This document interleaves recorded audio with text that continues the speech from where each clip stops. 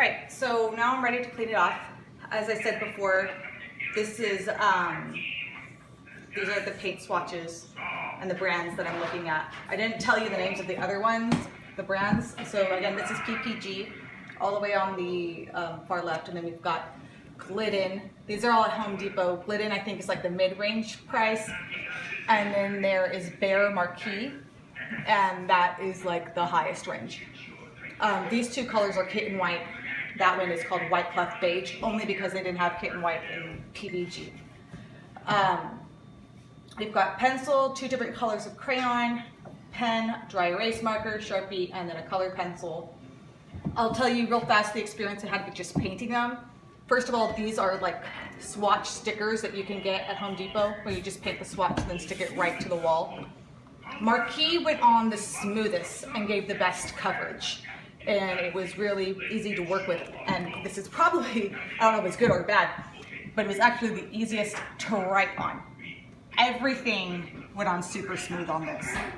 Glidden was the second one, but as you can see, again, I don't know if this is a good thing, but the pencil had a hard time writing on that, which again might be good. And then PPG just, it looks good now, but it took, like it was I liked working with it the least. It didn't cover as well as Marquee did or Glidden. So the first thing that I'm going to try is just an all-purpose Lysol cleaner and a sponge. And we're going to start on the PPG and see what happens. Back up though. I'm just going to spray it like I would. And then scrub it. May I help Check that out.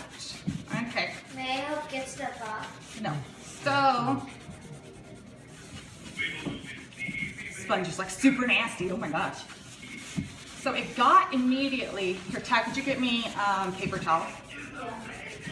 It, back off, Madeline. Immediately got the pencil, crayons, and colored pencil off. There's a little bit of residue from that colored pencil, but I can't tell if it's because it dug into the swatch or not. But here is that. And it did do a dent in the dry erase. Didn't seem like it didn't do anything with the Sharpie, but I'll be 100% surprised if anything does good on the Sharpie. So that's just with your regular cleaner, which is already a significant improvement from the crap paint I have right now. Now we're going to take the magic eraser and see how that does on the other stuff. So, magic eraser is taking off the dry erase. Took that off, took the rest of the colored pencil off, or at least some of it. Not taking the pen off. To be honest though, I'm afraid to rub too hard because I don't want to tear off this sticker. You mean the paint? Yeah, that's what I mean. And did nothing for the Sharpie. So far I still want to hide all the Sharpies in my house. Lily, stop. I'm going to pause the video and go to the next one so that the videos don't get incredibly long. So go ahead and stop.